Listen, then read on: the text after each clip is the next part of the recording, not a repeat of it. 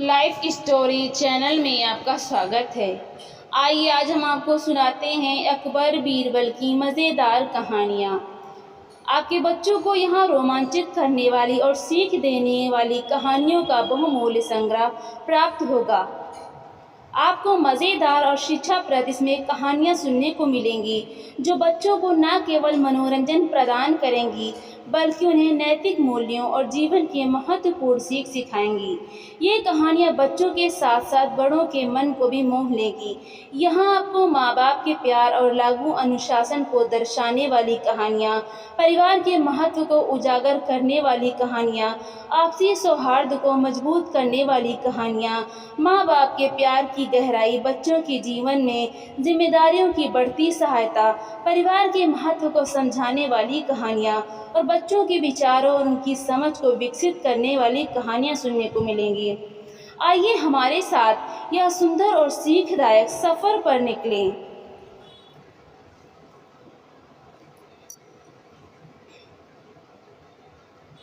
अकबर बीरबल की कहानी किसका नौकर कौन। एक दिन अकबर और बीरबल बगीचे में बैठे हंसी मजाक कर रहे थे। जब कभी अकबर और बीरबल अकेले होते तो किसी न किसी बात पर बहस करते थे। उस दिन बादशाह अकबर बैंगन की सब्जी की खूब तारीफ कर रहे थे। बीरबल भी बादशाह की हाँ में हाँ मिला रहे थे। साथ ही साथ वो बैंगन की तारीफ में दो चार वाक्य दे देते थे। अचानक बादशाह अकबर के मन में आया कि देखें बीरबल अपनी बात पर कितना कायम रहते हैं।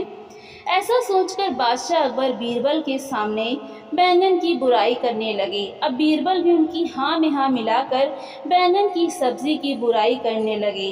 बीरबल अकबर को बताने लगे कि बैंगन की सब्जी खाने से शारीरिक बीमारियां, कब्ज इत्यादि हो जाती हैं। बीरबल की बात सुनकर बादशाह अकबर हैरान हो गए और बीरबल से बोले, बीरबल तुम झूठे हो, तुम्हारी बात का यकीन नहीं किया जा सकता। कभी तुम बैंगन की तारीफ करते हो और कभी बुराई करते हो। जब हमने बैंगन की सब्जी की तारीफ की तो तुमने भी इसकी तारीफ की, और जब हमने इसकी बुराई की तो तुमने भी इसकी बुराई की। आखिर ऐसा क्यों? बीरबल ने बादशाह से नरम लहजे में कहा, बादशाह सलामत, मैं तो आपका नौकर हूँ, बैंगन का नौकर नहीं। अकबर और बीरबल दोनों हंस रहे थे। ऊंट की गर्दन। अकबर बीरबल से अलग अलग तरह के सवाल पूछा करते थे। बीरबल बड़ी चतुराई के साथ उन सभी सवालों का सही जवाब दिया करते थे। अकबर बीरबल की इसी हाजिर जवाबी के बड़े कायल थे। एक दिन दरबार में बीरबल की हाजिर जवाबी से खुश होकर उन्होंने बीरबल को कुछ पुरस्कार देने की घोषणा की। समय बीतता गया लेकिन बहुत दिन गुजरने के बाद भी बीरबल को पुरस्कार की प्राप्ति नहीं हुई। बीरबल बड़ी ही उलझन में थे कि महाराज को पुरस्कार के बारे में याद दिलाएं तो कैसे। एक दिन महाराज अकबर बीरबल के साथ यमुना नदी के किनारे शाम की सैर पर निकले। अकबर ने वहां एक ऊंट को घूमते देखा। अकबर ने बीरबल से पूछा, बीरबल बताओ, ऊंट की गर्दन इतनी लंबी और मोड़ी क्यों होती है? बीरबल ने सोचा महाराज को उनका वादा याद दिलाने का यह सही समय है। उन्होंने जवाब दिया, महाराज यह ऊंट किसी से वादा करके भूल गया है, जिसके कारण ऊंट की गर्दन इतनी लंबी और मुड़ गई है। महाराज कहते हैं कि जो भी अपना वादा भूल जाता है तो भगवान उनकी गर्दन ऊंट की तरह मोड़ देता है। यह एक तरह की सज़ा है।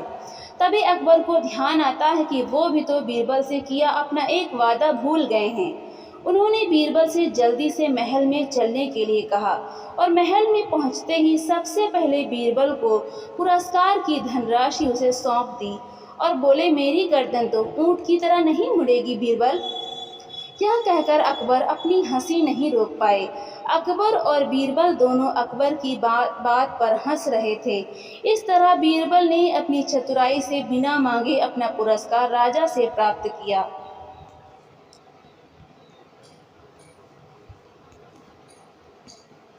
तेनालीराम की कहानी, माँ की अंतिम इच्छा। समय के साथ साथ राजा कृष्णदेव राय की माता बहुत वृद्ध हो गई थीं। एक बार वो बहुत बीमार पड़ गईं। उन्हें लगा कि अब वे शीघ्र ही मर जाएंगी। उन्हें आम बहुत अच्छे लगते थे।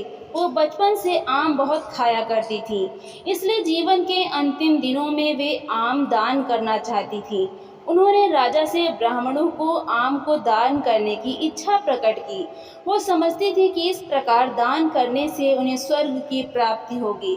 लेकिन कुछ दिनों बाद राजा की माता अपनी अंतिम इच्छा की पूर्ति किए बिना ही मृत्यु को प्राप्त हो गई। उनके मृत्यु के बाद राजा ने सभी विद्वान ब्राह्मणों को बुलाया और अपनी मां की अंतिम अपूर्ण इच्छा के बारे में बताया। काफी सोच विचार कर ब्राह्मण बोले, यह तो बहुत ही बुरा हुआ महाराज। अंतिम इच्छा के पूरा न होने की दशा में तो उन्हें मुक्ति ही नहीं मिल सकती। वे काफी सालों तक प्रेत योनि में भटकती रहेंगी।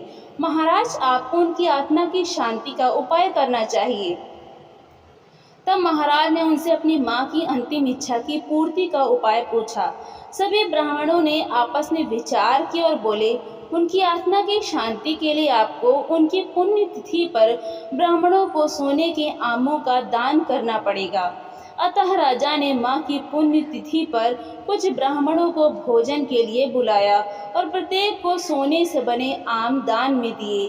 जब तेनालीराम को यह पता चला तो वो तुरंत समझ गया कि ब्राह्मण लोग राजा की सरलता तथा भोलेपन का लाभ उठा रहे हैं।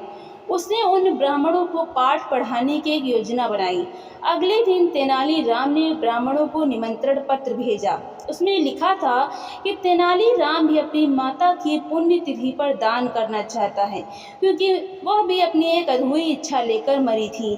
जब से उसे पता चला है कि उसकी मां की अंतिम इच्छा पूरी न होने के कारण प्रेत योनि में भटक रही होंगी, वो बहुत ही दुखी है और चाहता है कि जल्दी उसकी मां की आत्मा को शांति मिले। ब्राह्मणों ने सोचा कि तेनालीराम के घर से भी बहुत अधिक दान मिलेगा, क्योंकि वो शाही विदूषक है। सभी ब्राह्मण तय दिन तेनालीराम के घर पहुंच गए। ब्राह्मणों को स्वादिष्ट भोजन परोसा गया। भोजन करने के पश्चात सभी ब्राह्मण दान मिलने की प्रतीक्षा करने लगे। तभी उन्होंने देखा कि तेनालीराम लोहे के सलाखों को आग में गर्म कर रहा है। पूछने पर तेनालीराम बोला, मेरी माँ फोड़ों के दर्द से परेशान थी। मृत्यु के समय उन्हें बहुत तेज दर्द हो रहा था। इससे पहले कि मैं गर्म सलाखों से उनकी सिकाई करता, वो मर चुकी थी। अब उनकी आत्मा की शांति के लिए मुझे आपके साथ वैसा ही करना पड़ेगा जैसा कि उनकी अंतिम इच्छा थी। यह सुनकर ब्राह्मण गुस्सा हो गए। वे वहां से तुरंत चले जाना चाहते थे। वे गुस्से में तेनालीराम से बोले कि हमें गर्म सलाखों से दागने पर तुम्हारी माँ की आत्मा को शांति मिलेगी। नहीं महाशय, मैं झूठ नहीं बोल रहा। यदि सोने के आम दान में देने से महाराज की माँ की आत्मा को स्वर्ग में शांति मिल सकती है, तो गर्म सलाखों से दागने पर उसकी माँ की अंतिम इच्छा क्यों पूरी नहीं हो सकती। यह सुनते ही सभी ब्राह्मण समझ गए कि तेनालीराम क्या कहना चाहता है। वो बोले, तेनालीराम, हमें क्षमा करो, हम वे सोने के आम तुम्हें दे देते हैं, बस तुम हमें जाने दो। तेनालीराम ने सोने के आम लेकर ब्राह्मणों को जाने दिया, परंतु एक लालची ब्राह्मण ने सारी बात राजा को जाकर बता दी। यह सुनकर राजा क्रोधित हो गए और उन्होंने तेनालीराम को बुलाया। वे बोले, तेनालीराम, यदि तुम्हें सोने के आम चाहिए थे तो मुझसे मांग लेते। तुम इतने लालची कैसे हो गए कि तुमने ब्राह्मणों से सोने के आम ले लिए। महाराज, मैं लालची नहीं हूँ, अपितु मैं तो उनकी लालच की प्रवृत्ति को रोक रहा था। यदि वे आपकी माँ की पुण्य तिथि पर सोने के आम ग्रहण कर सकते हैं, तो मेरी माँ की पुण्य तिथि पर लोहे की गर्म सलाखें क्यों नहीं झेल सकते। राजा तेनालीराम की बातों का अर्थ समझ गए। उन्होंने ब्राह्मणों को बुलाया और उन्हें भविष्य में लालच त्यागने को कहा।